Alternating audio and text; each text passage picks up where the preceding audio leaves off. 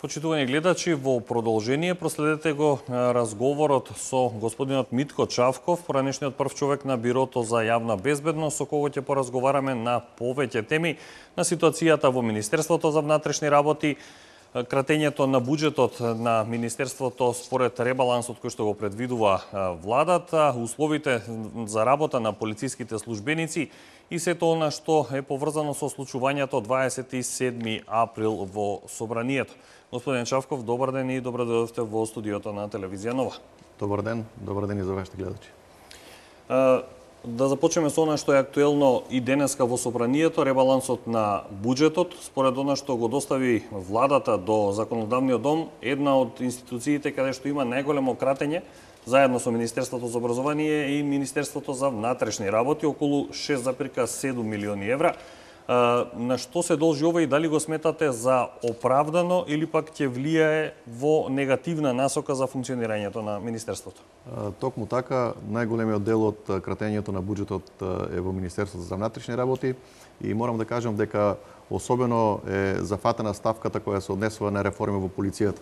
Во тој контекст јас би сакал да кажам дека во последните 2,5 години и покрај длабоката политичка криза, ние како Министерство за внатрешни работи имавме инициирано неколку клучни проекти за функционални реформи на Министерство за внатрешни работи и во тој контекст и на Бирото за јавна безбедност. Овие проекти беа со европско знаме и покрај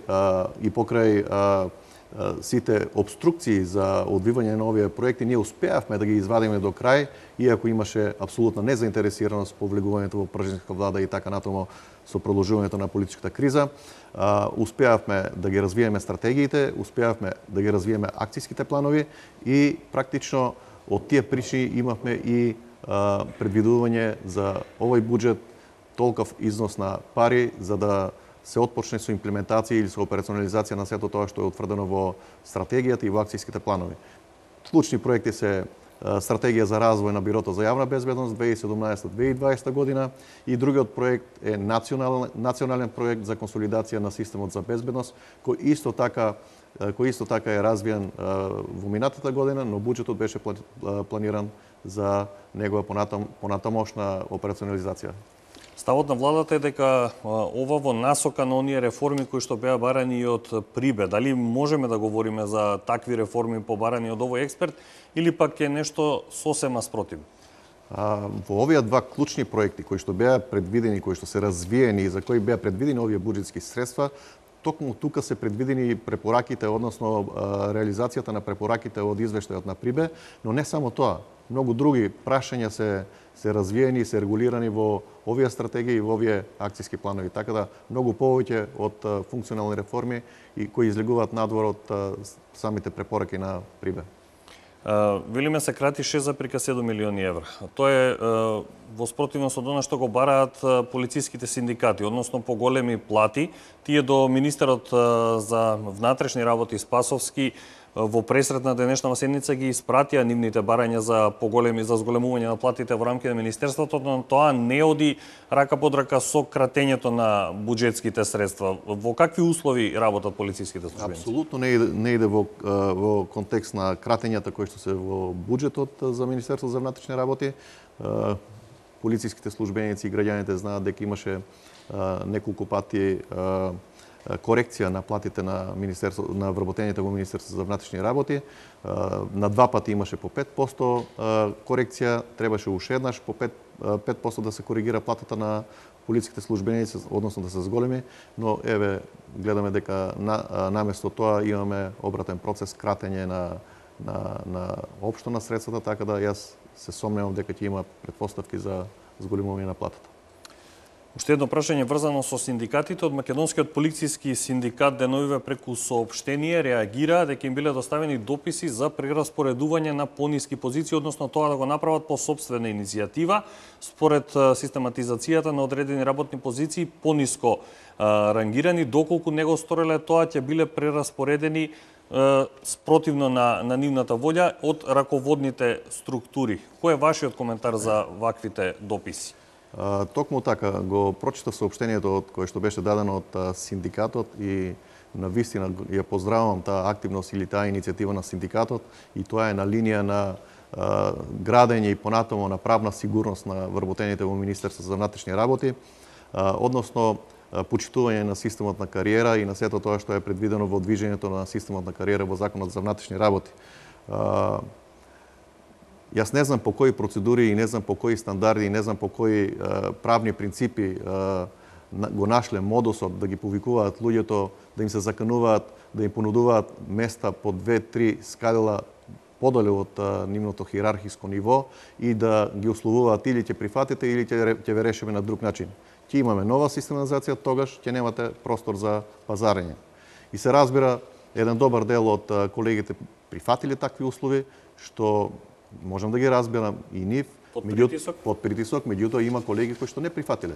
Но како и да е, и едните и другите еден ден ќе сведочат за тие работи и тоа е ништо друго туку кривично дело, злоупотреба на службена положба и увластување. Каква беше комуникацијата со синдикатите во времето додека вие бевте, да речем, на чело на Бирото за јавна безбедност и како гледате на последните кадровски промени во рамки на МВР? Дали се носат компетентни или партиски кадри? Значи се работи за класична партизација по сите линии, на сите нивоа. Значи се тргнуваат луѓе кои што во рамките на системот на кариера, во јавна и во транспарентна постапка биле поставени на соодветни работни места за кои имало распишено интерен оглас. Овие луѓе сега се заменуваат административно, односно под притисок се менуваат од една страна и од друга страна без транспарентна постапка се назначуваат луѓе, оние исти партиски војници кои што со пржинската влада беа поставени и кои што класично одработуваа во кампањата за последните избори и тоа скокајќи по најмалку 3, 4, 5, 6 скалела во нивната хиерархија. Има реприза на кадровската политика на Спасовски од пржинската влада и сега? Апсолутно, кај делот на началници на регионалните сектори за внатрешни работи. Велите, ниту транспарентно, но ни законската процедура не е испочитувана? Апсолутно не е испочитувана законската процедура. Напротив, прекршен е законот и мислам дека повеќе од прекршување на законот. Господин Чавков, денувива актуелна е една информација која лиферува дел од медиумите за вашата улога во време на инцидентите кои што се случија на 27 април во Собранието. Информацијата беше дека сте биле лоциран на околу 100 метри во близина на законодавниот дом, дека вашиот мобилен телефон бил регистриран на 3 мрежи и оттаму се оспорува вашата улога во можеби креирање на, како што велат, сценариото од 27 април во парламентот. Може ли да објасниме дали навистина сте биле во Собранието и дали се гледа на вашето делување во одредени сегменти без да се види целосната слика? Може би некој бил во близина на Собранието, меѓутоа прашањето е веројатно и како и што и зошто делувал? За мене е апсолутно поразително тоа што го слушам и го следам во медиумите во последниот временски период, односно од 27 април во континуитет до сега. Навистина не чувствував потреба да излегувам во медиумите и да давам контра аргументи, да не излезе дека се работи за некое правдање, едноставно оставив институционално да се расчистуваат сите сомнежи во врска со овие настани, бидејќи има и правна разрешница, обвинителството за Основното јавно обвинителство во Скопје работеше на овој случај, па случајот е префрлен во обвинителство за организиран криминал и сосема принципиелно очекував дека ќе има еден објективен тек целокупната активност околу расчистувањето на вистината за 27 април.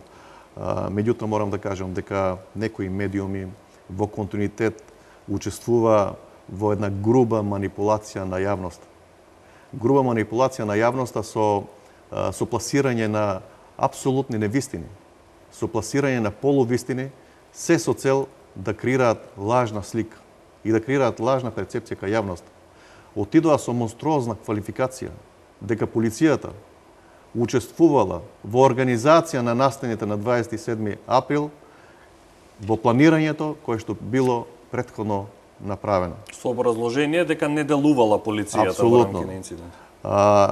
Јас бев принуден да земам да направам една синтеза од сите тие невистини кои што беа пласирани во јавноста во неколку емисии Нити сакам новинари да спомнувам, нити сакам емисии да спомнувам, но ќе извлечам неколку поенти од сите тие невистини кои што беа пласирани. Првата е, кажав, грозоморната квалификација дека полицијата била организатор на сето тоа. Втора така поента, Чавков бил недостапен за Нохио до 20 и 30 часот и одбивал да даде наредба за акција. Тоа е повеќе од грозоморна квалификација. Понатаму, друга теза, цитирам, од нејасни причини, министерот Нохио го става Чавков за раководител на оперативниот штаб, иако знаел дека Чавков нема да реагира. Предходно раководител на штабот бил Бесир Дејари. Понатаму, небулоза, невистина. Полицијската интервенција почнала со наредба на генералот Сашо Митевски во 20 и 40 часот. Понатаму, никој од штабот не се охрабрил да преземе акција се до собирањето на врвот во штабот, во оперативниот штаб. Чавков не ја предал златната команда. И на крај, кулминацијата беше синоќа, откриено е движењето на Чавков со анализа на базни станици. Прво се работи за анализа, која што е направена врз основа на анализа на телефонски контакти, кои што јас сум ги имал тој ден, која анализа се порачува и се прави врз основа на наредба од јавен обвинител. И сега, очигледно е во манипулацијата со јавноста, кажувањето на вистини и на полувистини, но очигледна е спрегата со субјекти или со структури и во Министерството за внатрешни работи и евентуално во јавното обвинителство, преку кои влечат одредени информации, но понатома тие информации ги преработуваат и ги пласираат како дезинформации. Не знам, да почнам прво од тоа дека Чавков бил недостапен за Нохио до 20-30 часот, тоа не е точно. Меѓутоа, сметам дека генерално сакам да потенцирам и треба да го потенцирам мојот личен ангажман. Мојот ангажман јас би го разграничил на ангажман со почнувањето на протестите од граѓанската иницијатива.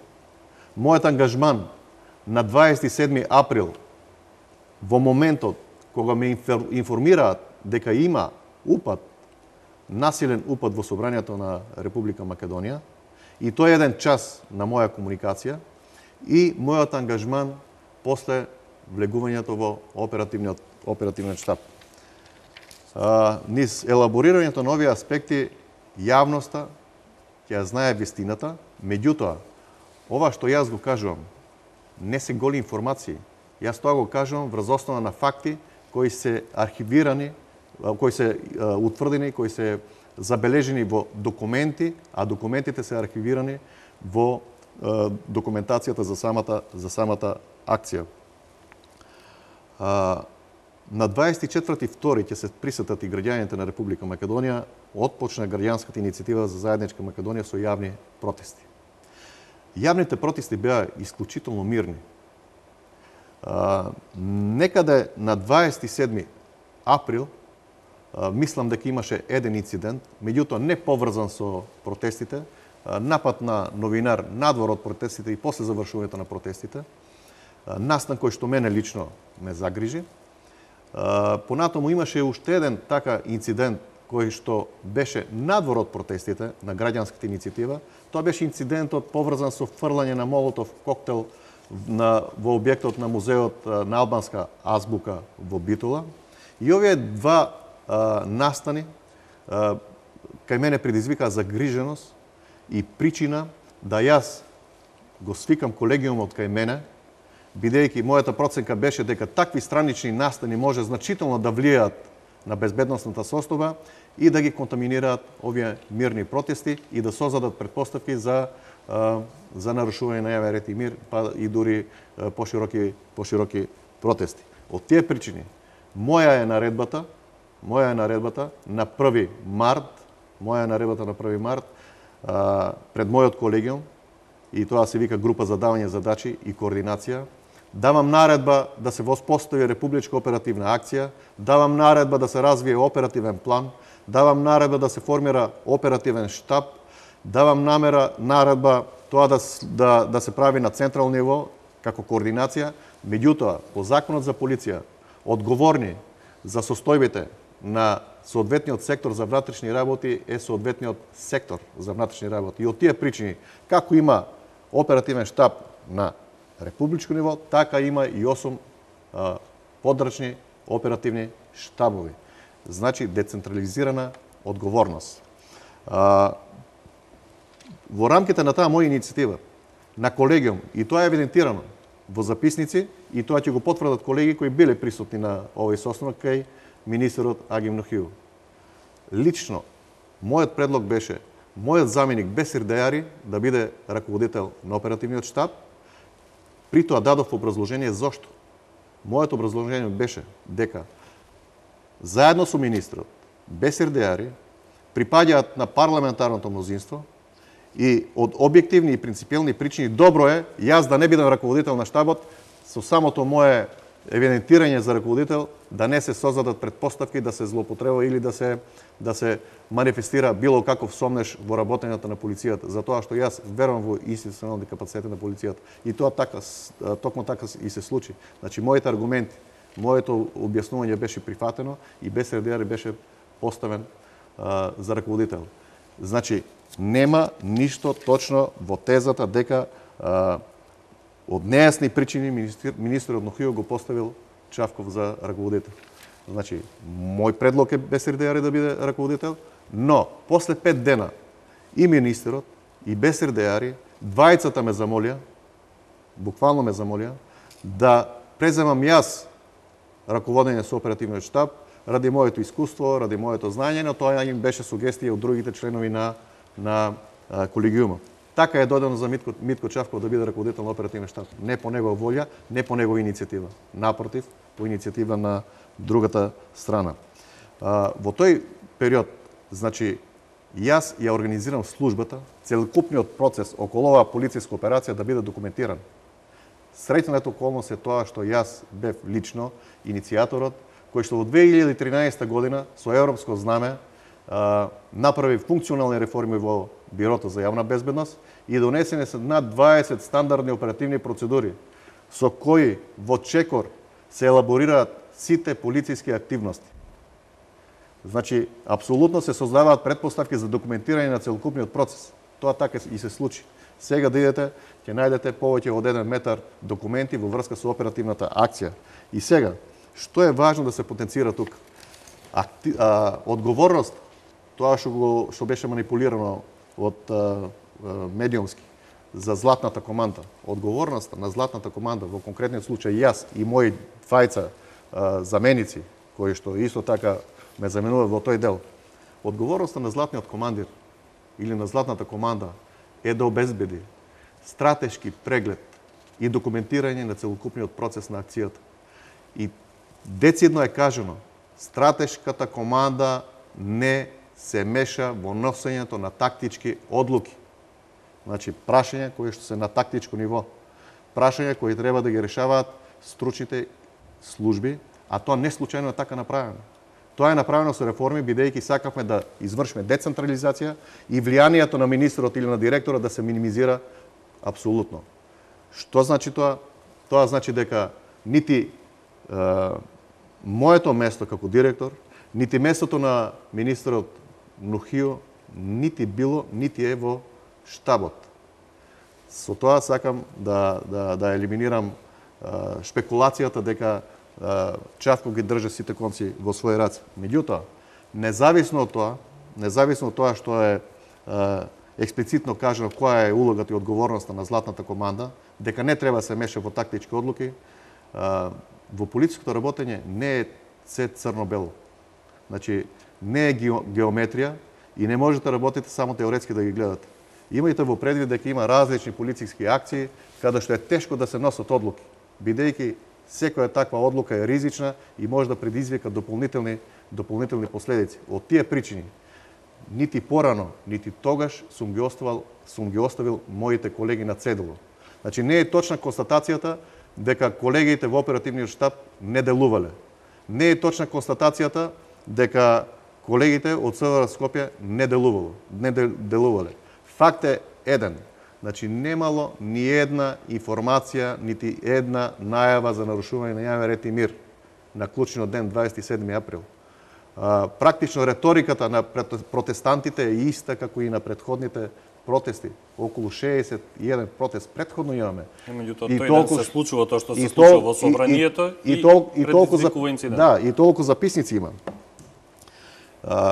Доаѓаме до момент, тоа беше мојот ангажман или мојата проактивност во организирањето на службата и во организирањето на процесите за организиран и координиран пристап во следењето на состојбите, безбедносните состојби. Доаѓаме до 27 април, клучниот момент кога Чавков не се јавал на Нохју. Чавков на многу луѓе не се јавуваше тогаш. Тоа е еден час. До тој еден час јас имав приватни обврски, меѓутоа за тоа не би сакал, мислам дека не целисходно е тоа за тоа да зборам во јавноста, тоа ќе го кажам тамо каде што ќе биде потребно. Клучно е во тој еден час Чавков е апсолутно активен. Значи, они не можеле да направат анализа по базни станици ако мојот телефон не бил активен. Точно знаат со кого имам комуницирано и по колку пати имам комуницирано. Еве сега јавност има прилика да дознае. Мојата иницијатива, мојата комуникација беше со клучните луѓе кои што носат одлуки. Тоа беше драматично реорганизирање кое што траеше еден час за прегрупирање на постојните полициски служби со кои располагавме на подрачјето на СВР Скопје, се со цел да се влезе внатре и да се воспостави јавниот ред и мир, да се заштитат животите на претениците и да се обезбеди мирот во парламентот. Точна ли е констатацијата за вашата локација за време на инцидентите? Апсолутно е точно, бидејќи тоа е анализа од базни станици. Меѓутоа, како дошле до такви доверливи документи и прашања кои што се од лична природа, и тоа да го кажат во јавноста, тоа е дискутабилно прашање за мене. Имавте комуникација со Нухју? Значи, јас во тој период, во тој еден час, немав комуникација со Нухју, пак ќе говорам повторам. за потоа. Не, пак ќе повторам. Значи, мојата комуникација беше со клучните луѓе. Значи, јас бев тој што веднаш после дознавањето го повикав началникот на централните полициски служби да дојде на работа. Човекот беше дома.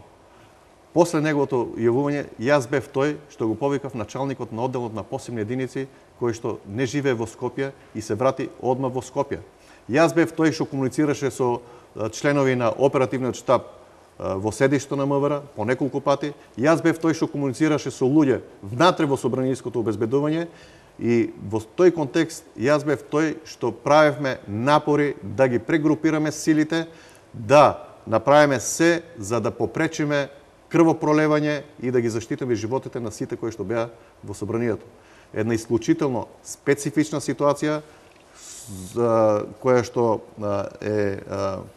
што е непредвидлива и непредвидлива за тоа што до самото влегување, ама буквално немаше никаква најава или никаква индикација дека ќе се случат такви работи. И во тој контекст јас апсолутно ја отфрлам можноста дека тоа било некоја организација, дека имало злосторничко здружение и дека не знам некој се здружил, зашто се здружил, за кое кривично дело, кога се здружил и така натаму. Тоа се такви шпекулации кои што ја троват јавноста и на вистина прават една огромна штета, ја стигматизираат полицијата генерално.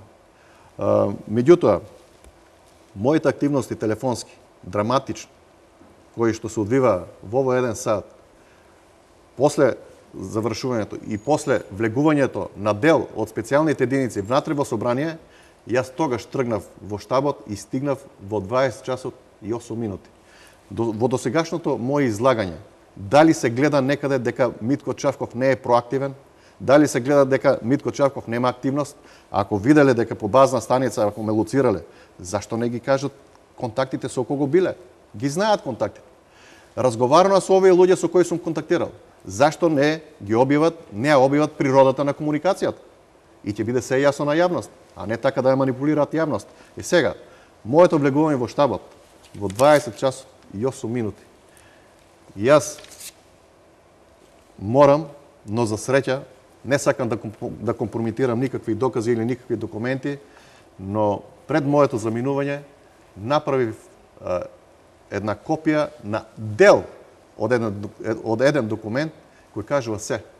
Во овој документ кој што е направен на 27 април, експлицитно се напишани сите мои наредби. Ќе ми дозволите да ги цитирам. Тоа е во интерес на вистината и тоа е во интерес на јавноста на Република Македонија. Прва наредба. Значи давам експлицитни наредби. Првата наредба во 28 часот во штабот пристигна директорот на Бирото за јавна безбедност Чавков, кој даде наредба специјалните единици да почнат со преземање мерки за евакуација на пратениците. Значи во 20 часот и 8 минути. До тогаш правевме прегрупирање да влезат. Влегува во собранието. Ја давам наредбата да влезат во сала број 3 и да почнат со евакуација. И тоа се случува за неполни 20 минути. Припадници на специјалните единици пишува во овој документ. Влегува во сала 3 во собранието и почнаа да преземаат мерки за евакуација. Во 20:35 откако е обезбеден коридорот, замислите, внатре има околу 2000 луѓе во собранието. Во такви околности започна евакуацијата на пратениците и до 20 часот и 43 минути евакуирани се 30 пратеници. Каде се тезите на новинарот дека Чавков бил неактивен? Каде се тезите на новинарот дека Чавков не ја предал командата, не знам, до 21 часот?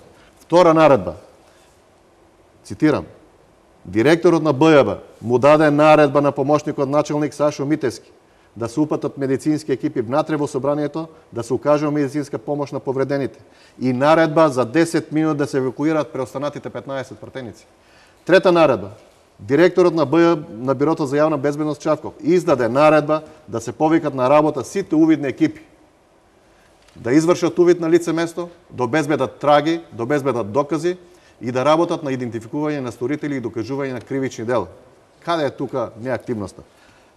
Обвинувањата се во насока дека полицијата била пасивна и дозволила на групата која што се наоѓаше пред собранието да влезе во собранието и да го направи тоа што го направи, да ги оневозможи пратениците, да ги нападне и слично. Значи не е точно и таа констатација, бидејќи во тој еден час додека комуницирав по телефон пред да стигнам јас во собранието, имаше драматична борба или имаше драматични обиди на колегите кои што беа присутни таму да го попречат влезот на граѓаните во парламентот. И се прегрупира, ги блокираа вратите и така натаму. Применија сила. Ќе видите понатаму во истиот тој документ напишано експлицитно по име, по презиме, кои граѓани биле повредени од полициска интервенција. И тоа пишува во 18 часот и 58 минути, во 19 часот и кажува повреден со удар од палица, повреден со шок бомба, повреден не знам со што. Каде нема интервенција?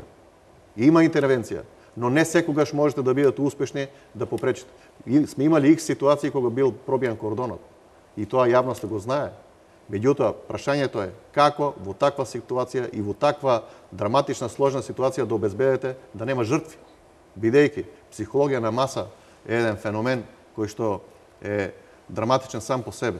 Понатаму, морам да продолжам со експлицитните наредби кои што се заведени и се запишани во документите, а се од мене дадени.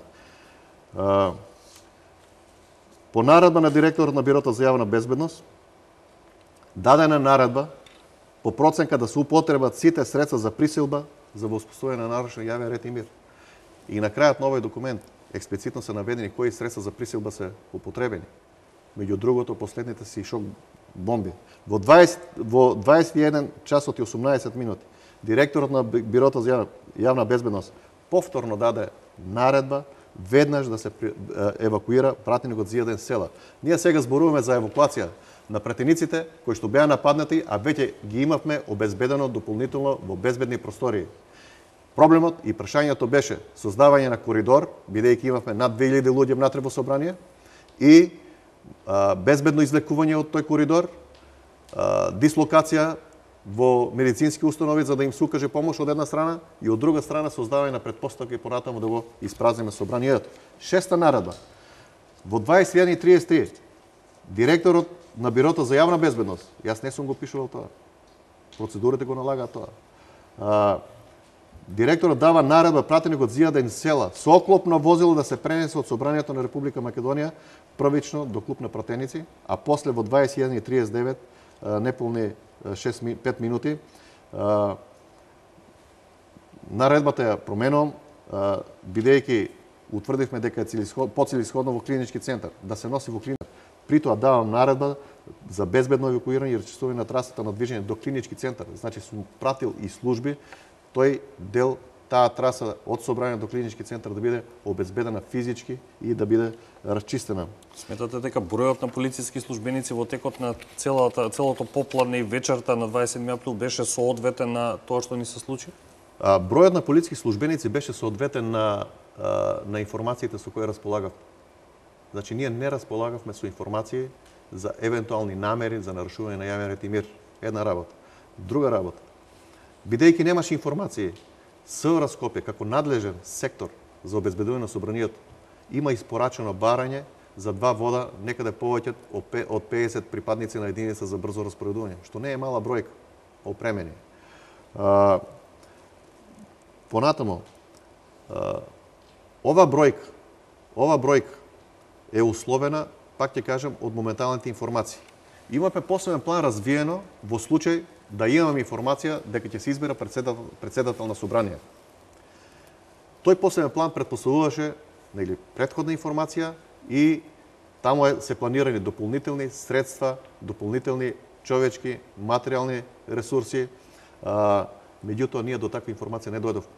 Главната причина зошто јас предложив и зошто барав мојот заменик да биде раководител на оперативен штаб е од причина што сметам дека се работи и за прашање на доверба и очекував, не сакам да шпекулирам дали знаеле или не знаеле, но очекував министерот, бидејќи е дел од парламентарното мнозинство, неговите советници, кои што се кадри на претходниот министер и на сегашниот министер од социјалдемократите, очекував тие да дојдат до таква информација, да ја пласираат и се разбира да се реорганизираме.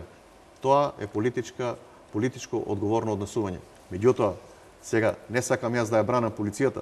Полицијата планира мерки, средства, активности, персонални капацитети согласно расположивите информации. Реториката на масата не се разликуваше од она во последните 60 дена. Тоа беше молневита, изненадна активност, веројатно предизвикан гнев на граѓаните, но морам да кажам дека полицајците, односно старешините и полициските службеници извршија на вистина една енергична, сложена операција и попречија практично потешки последици од овие околности кои што беа развиени. Токму во ова насока уште едно прашање за крај на разговорот. Може ли да се направи компарација, рековте, феноменот на учеството во масата? Не може да се предвиди како ќе реагира таа толпа која што влегла во собранието. Ако направиме компарација помеѓу оние инциденти кои што беа во минатото пред владата, оној голем собир на граѓани, пошто се случи инциденти низ околните скопски улици, потоа оние инциденти пред канцеларијата на председателот на државата. Може ли да се направи одредена споредба на реакцијата на полициските службеници во тие два случаи и овој? Апсолутно може да се направи споредба, иако секоја операција е операција сама за себе. Меѓутоа, ќе ми дозволите пред да пристапам кон одговор на оваа прашање, сепак да го искажам мојот впечаток за она што се пласираше во јавноста, во медиумите, за мојата наводна инволвираност во неактивноста на полицијата или не знам други монструозни квалификации. Се работи за груба манипулација на јавноста. Се работи за политичка хајка. Се работи за јавен линч. Се работи за презумпција на вина. Се работи на креирање на мислење и амбиент во општеството за инволвираност на полицијата и за инволвираност на старешинскиот кадар на полицијата во овие инциденти. Зарем вие, еве и македонската јавност, може да види такво нешто од сите тие активности кои што ги презентирав за моја лична активност, за мој личен ангажман? Сигурно не. Меѓутоа, целите се нешто друго. Целите коинцидираат не со информации, со докази дека и пратеници од парламентарното мнозинство и криминални групи кои што гравитираат веќе извесен период манипулираат во јавноста и испраќаат заканувачки пораки до Митко Чавков дека тој ќе биде првиот од ВМРО ДПМН што ќе биде уапсен од новата влада и од сопоставувањето на новиот јавен обвинител. Покрај таквите пораки имам и заканувачки пораки за живот. Меѓутоа, морам да кажам дека нити едната порака, нити другата порака не ме загрижува. Апсењето уопште не ме загрижува за тоа што нема да ме замолчат. Правдата и вистината и совеста е на моја страна. Ликвидацијата може само да го воскреснат патриотизмот. Мојот патриотизм, патриотизмот во мојата душа за Република Македонија. И сега ќе преминам на одговор на ова прашање, односно компарација. Овие раководители кои што сега се етикетираат или стигматизираат на некој начин, ви тврдам одговорно дека се они заслужни, заедно со мене што во изминатите 2,5 години на длабока политичка криза не дозволивме или попречивме меѓуграѓански судир или меѓунационален судир. Граѓаните на Република Македонија ги знаат и ги паметат сите протести. Јас нема да ги набројам сите протести. Само ќе го спомнам демолирањето на канцеларијата на председателот на државата и подметнувањето на пожар во таа. Видовте реакција на полицијата? Не видовте.